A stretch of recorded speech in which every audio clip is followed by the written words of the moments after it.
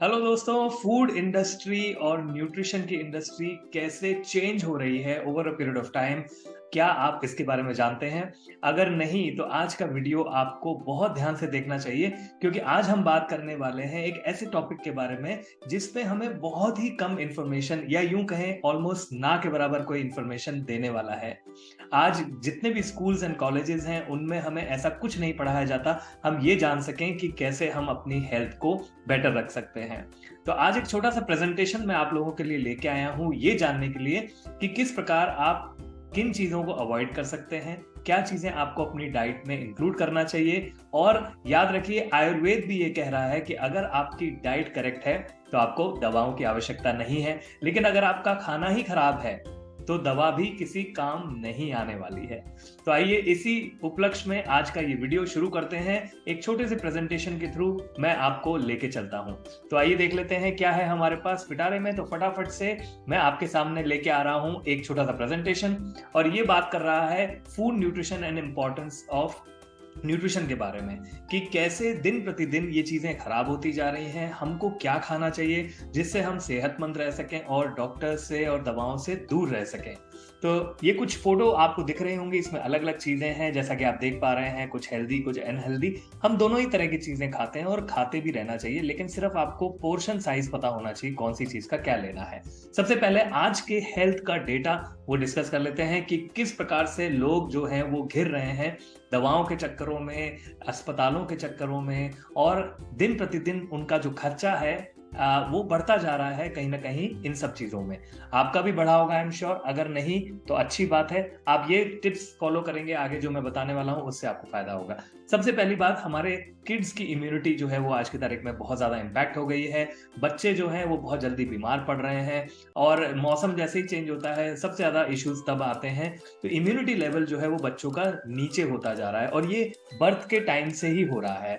इसके अलावा पेरेंट्स की हेल्थ भी, अपने बच्चों को टेक केयर करते हुए पेरेंट्स की हेल्थ भी कुछ बहुत ज़्यादा अच्छी नहीं है, क्योंकि हम एक ऐसे एनवायरनमेंट में जी रहे हैं जहाँ पे हमारे पास ज़्यादा स्ट्रेस है, बहुत सारा पोल्यूशन है, जो खाना है हमारा वो निचले स्तर पर जाता जा रहा है, उसमें न्यूट्रिशन की मात्रा जो है वो कम होती जा रही है, और हमारे खुद के भी अनहेल्दी लाइफस्टाइल्स हैं जिनसे हम परेशान हैं।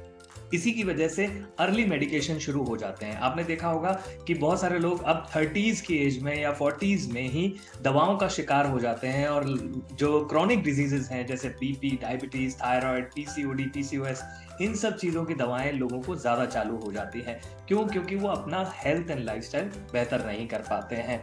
इसके अलावा ओबेसिटी एक ग्रोइंग कॉज ऑफ प्रॉब्लम है ऑल अक्रॉस द वर्ल्ड। पूरी दुनिया में ये सबसे ज़्यादा चलन में है, और इसको हटाने के लिए, इसको ओबेसिटी को कम करने के लिए, मोटापे को कम करने के लिए लोग बहुत सारी एक्टिविटी करते हैं, लेकिन सही क्या है वो ज़्यादातर लोगों को नहीं पता होता है।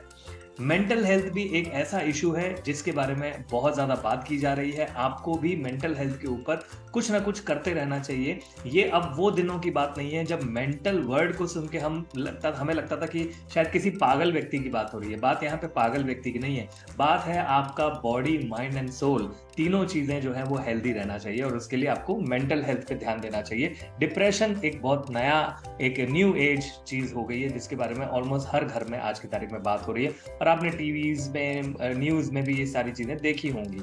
इसके अलावा फास्ट एजिंग बर्निंग इशू है।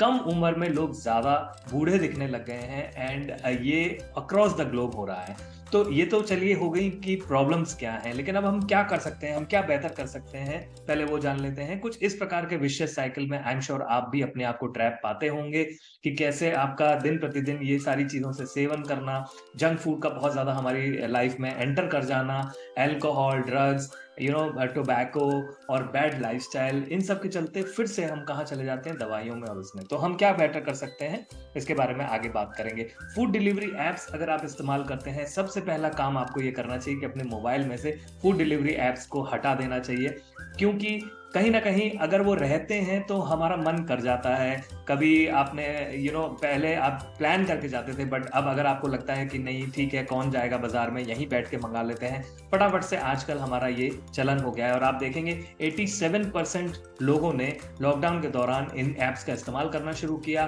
43% लोग ऐसे हैं जिन्होंने ज्यादा कैलोरीज को इनटेक करना शुरू किया नॉर्मल दिनों के मुकाबले, एंड 71% जो है वो अनहेल्दी स्टेट में चले गए लॉकडाउन के दौरान। एंड आई एम श्योर आप रिलेट कर पा रहे होंगे मेरी इस बात से।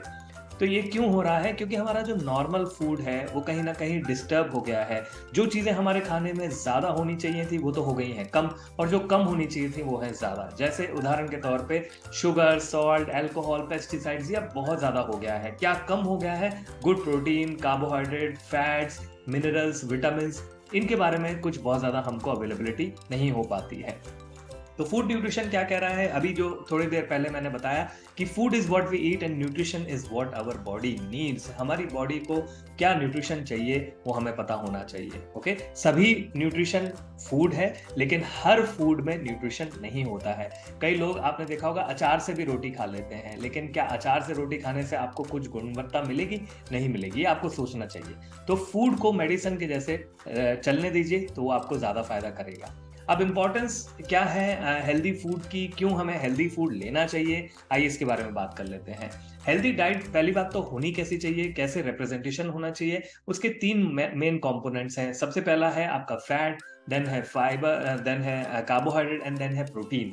अब इसमें भी फर्दर और सेग्रीगेशन है फाइबर को लेके, वेजिटेबल्स एंड शुगर्स को लेके। तो ये आपकी स्क्रीन पे आपको दिख रहा है। 15% आपके खाने में प्रोटीन की मात्रा मिनिमम जानी चाहिए। वैसे इसको अगर आप 30% तक लेके जाएंगे तो और भी ज्यादा आपके लिए अच्छा होगा। 25% वेजिटेबल से रिलेटेड चीजें आप खाएं, ज्यादा इधर उधर की चीजों में कॉम्प्रोमाइज ना करें। आप सब्जियां ज्यादा खाएंगे, वो भी रॉ वेजिटेबल्स ज्यादा खाएंगे, तो आपको फायदा मिलेगा। 18% आपकी डाइट में फाइबर जरूर से होना चाहिए, जो कि टिपिकली 25 से 30 ग्राम फाइबर हर सिंगल दिन आपके बॉडी में जाना चाहिए। 35% आपको कार्बोहाइड्रेट भी लेना है, क्योंकि वो आपकी एनर्जी सोर्स है, वहां से आपको ज्यादा अच्छे से आपका एनर्जी आती है। 20% जो है वो हमारे खाने में फैट भी होने चाहिए। कौन से फैट होने चाहिए? जो कि अच्छे फैट हैं, जैसे कि ओमेगा 3 होना चाहिए, अनसैचुरेटेड फैट आपका ज्यादा होना चाहिए। तो ये सारी चीजें आपको बढ़ानी है। एंड 5% ही शुगर होना चाहिए। शुगर की मात्रा आज के जमाने में खानों में बहुत ज्यादा होगी, शुगर भी, सॉल्ट भी, दोनों को आपको मैनेज करके चलना है। ओके, चलिए आगे देखते हैं। थिंग्स टू पे अटेंशन, आपको क्या अटेंशन देने की जरूरत है, कहाँ ध्यान देने की जरूरत है जब आप खाते हैं? इंग्रेडिएंट्स की लिस्ट को पढ़िए, देखिए उसके अंदर क्या क्या मेंशन है। कई बार हम बिना देखे बस कुछ भी बाजार से खरीद के खा लेते हैं, हम पढ़ते भी नहीं है उसके पीछे क्या लिखा हुआ है, जबकि हर कंपनी लिख के देती है, ऐसा गवर्नमेंट का रूल है। इसके अलावा न्यूट्रिशन कितना है उसमें, क्या केवल वो स्वाद दे रहा है आपको या कुछ नरिशमेंट भी दे रहा है, उसको ध्यान से चेक करिए। खासतौर से नमक को जरूर से चेक करिए। सोडियम का लेवल बहुत ज्यादा ऑलरेडी हमारे इंडियन खाने में होता है, बाहर से आप और लेंगे तो फिर वो आपके हार्ट हेल्थ में दिक्कत करेगा, बोन्स में भी आपको दिक्कत करेगा। हेल्थ क्लेम क्या हो रहा है, वो क्या आपको देने वाला है, एंड न्यूट्रिशनल वैल्यू क्या है, आपको ये सारी चीजें ध्यान देना चाहिए। Okay, health is not important when you are healthy, but becomes very important when you are sick. आपके लिए अचानक से जब आप बीमार पड़ते हैं तब आपको एकदम लगता है कि अरे यार, मेरे हेल्थ के लिए मेरे को आप ध्यान देना चाहिए। बट ऐसा क्यों करें? क्यों ना हम पहले ही ध्यान दे दें और पहले ही अपनी हेल्थ को बेटर कर दें, तो ज्यादा बेटर रहेगा।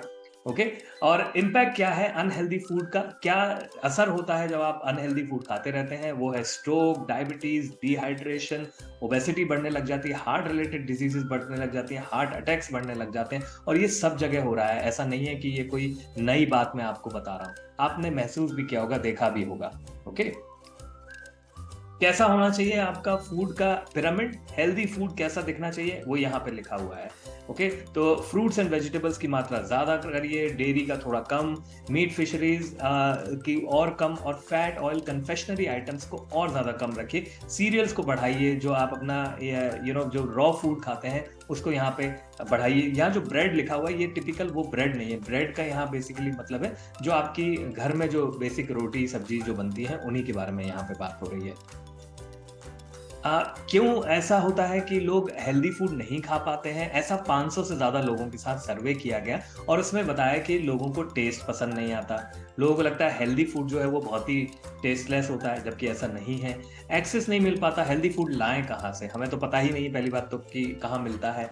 टेम्प्टेड हो जाते हैं, हम अनहेल्दी फूड के तरफ ज़्यादा खिंचे चले जाते हैं। वो खुशबू, वो टेस्ट जो है वो हमको पास लेके आता है और obviously it is easy. Unhealthy food जो है वो ईज़िली मिलता है एंड जो हेल्दी फूड है उसको फाइंड आउट करना पड़ता है। तो ये सारी चीज़ें आपको समझना ज़रूरी है। आपको कोई बहाना अपने आप को नहीं देना है अगर 2023 को बेहतर बनाना है। एक और सर्वे के दौरान हमें ये पता चला कि क्या लोगों को लगता है कि हेल्दी खाना इम्पोर्टेंट है? तो काफ़ी सारे लोगों ने बोला हाँ, इम्पोर्टेंट है। बट बहुत सारे लोगों को ये भी लगता है कि वो ऑलरेडी हेल्दी खा रहे हैं, लेकिन ये एक मिथ है।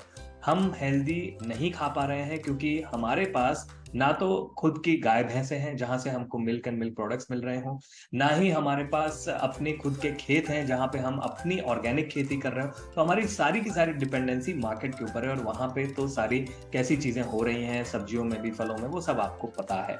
तो आपको क्या करना है, हेल्दी रहने की तरफ ध्यान देना है, अपनी डाइट को चेंज करना है, बहुत ध्यान से न्यूट्रिटिव वैल्यूज़ को समझते हुए आगे बढ़ना है। और अगर आप फूड साइंस को और ज़्यादा समझना चाहते हो, फूड हेल्थ कैसे आपकी इम्प्रूव कर सकता है, उसके बारे में अगर आप जानना चाहते हो, तो हमारा एक 2 डेज़ का वर्कशॉप है, उसमें भी आप लॉग इन कर सकते हैं। उसका जो लिंक है वो डिस्क्रिप्शन में मैं दे दूँगा। इसके अलावा आप पर्सनली भी कॉन्टैक्ट कर सकते हैं, मैं मेरा नंबर भी इसमें डाल दूँगा सो दैट आप अपने क्वेरीज़ को सॉल्व करा सकें। एक फ्री कंसल्टेशन हम लोग करते हैं, वो भी आप कर सकते हैं। सो आई होप आज का टॉपिक आपको अच्छा लगा होगा और इस पे आप अमल करेंगे बहुत ही जल्दी। Thank you so much guys, मिलते हैं हम अगले वीडियो में फिर एक नए टॉपिक के साथ, नॉलेज के साथ। Thank you so much. Video को लाइक करना ना भूलें, शेयर करें और लोगों के साथ ताकि उनकी भी हेल्थ अच्छी हो। और अगर अभी तक आपने चैनल को सब्सक्राइब नहीं किया है तो रिक्वेस्ट है, प्लीज चैनल को सब्सक्राइब कर दीजिए। इससे हमें और मोटिवेशन मिलता है नए वीडियोस आप तक लाने के लिए। Thank you so much and have a great day.